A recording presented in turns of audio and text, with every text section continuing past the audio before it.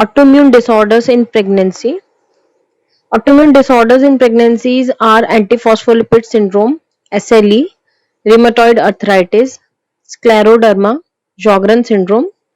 Now, I'm talking about rheumatoid arthritis. Rheumatoid arthritis is chronic, it is autoimmune, it is inflammatory polyarthritis. The main pathogenesis of rheumatoid arthritis is antibodies are produced against the IgG antibody and type 1 collagen and vimentin. The main biochemistry behind this disease is normally arginine is present, and arginine is replaced by citrulline, and we got an antigen, and that antigen is picked up by the antigen presenting cell, mainly dendritic cell, that takes to uh, CD4 cells or T cells. Then this CD4 cell go to synovial fluid and produce interleukin 17 and interferon gamma that recruit the macrophage into the synovial fluid and produce the TNF alpha, interleukin 1 and interleukin 6. And these cytokines, interleukin 1, 6 and TNF alpha, stimulate the osteoclast. Osteoclast is bone dissolving cell. It will take out calcium from the bone and do periarticular osteopenia. Now, some CD4 and T cells activate B cell that differentiate to produce plasma cell and produce antibodies like IgM and anti-CCP antibodies. The clinical features of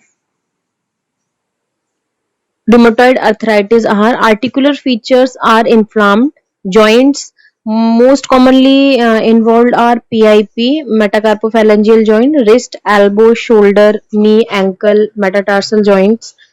Uh, Distal interphalangeal joints are not involved in rheumatoid arthritis. DIP is involved in psoriatic arthritis or osteoarthritis.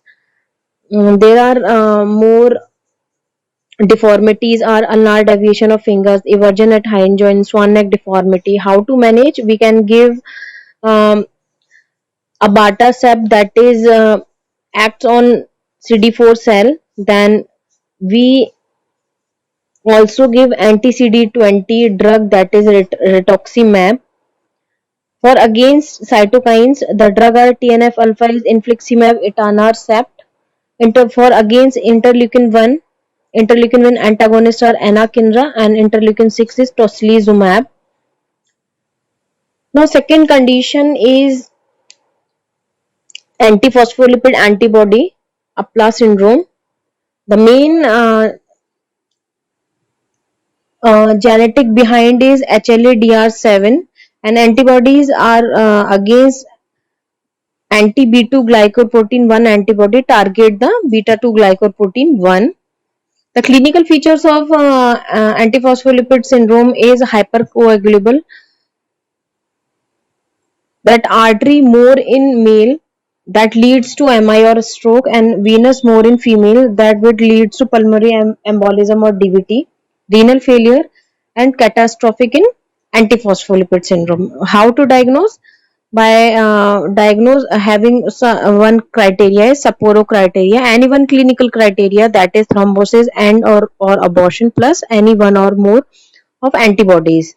How to treat? Smoking is absolute contraindicated. Quit smoking. In pregnancy, we can give the low molecular weight heparin. Now we are talking about Sjogren syndrome. Sjogren syndrome is also a chronic autoimmune slowly progressive disease. It is two types: organ specific, that is known as Graves disease, and systemic is rheumatoid arthritis. Main genetic predisposition responsible for this disease is HLA-DQ1. Secondary association most commonly associate rheumatoid arthritis, SLE. Then triad of primary Sjogren syndrome is dry eye, dry mouth, bilateral parotid enlargement. Now, how to some clinical features of Sjogren syndrome is dry mouth.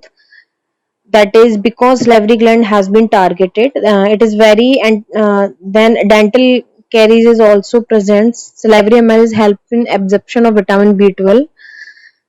In dry eye, lacrimal glands is is targeted, therefore decrease tear.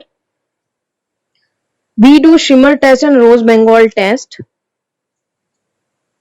And how to investigate this disease by shimmer test and rose bengal staining test or focus test. In focus test, lymphocytic infiltration, especially in the minor salivary gland. And how to treat symptomatically. For increased saliva, we use pilocarpine or cevimeline. For dry eye, artificial tear or cyclosporin. For joint pain, we can give the NSAIDs. And for systemic problems, we give the hydroxychloroquine or methotrexate. That is also used in joint pain.